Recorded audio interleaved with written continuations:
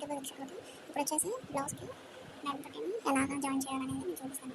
నడుము పట్టిని కూడా 1.5 ఇంచ్ నడుము పట్టి తీసుకొని ఇలా సైడ్ స్టిచ్ చేసుకోవాలి. ఆ తర్వాత ఇది లోపల పక్కండి, ఇది బయట వైపు. దీనిపైన